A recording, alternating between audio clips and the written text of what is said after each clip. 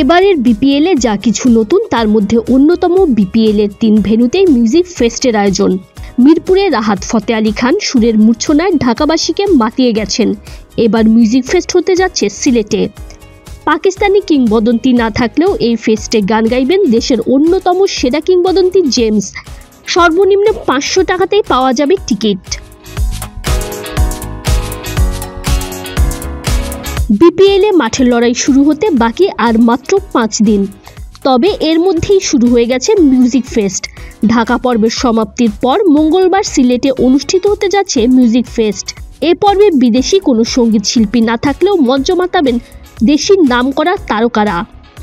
যুব ও তারুণ্যের উৎসব শিরোনামে এই কনসার্টে মঞ্চ মাতাবেন খ্যাতনামা সঙ্গীত শিল্পী জেমস এবং তার দল নগর বাউল।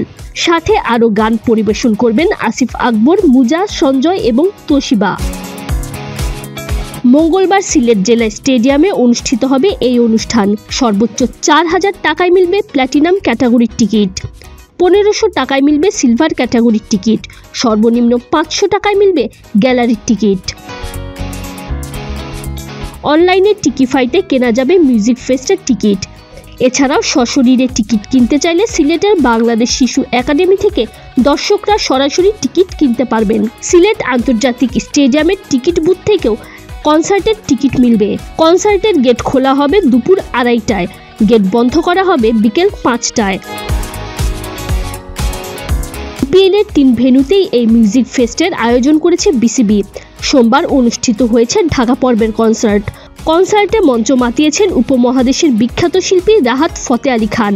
দেশি শিল্পীদের মধ্যে পারফর্ম করেছে মাইলস, অ্যাভয়েডরাফা, মুজা, জেফার, সঞ্জয় ও হান্নান। আগামী 30 ডিসেম্বর থেকে শুরু হতে যাচ্ছে এবারের বিপিএল, চলবে 7 ফেব্রুয়ারি পর্যন্ত। Tanjim Oishi, BD sports time.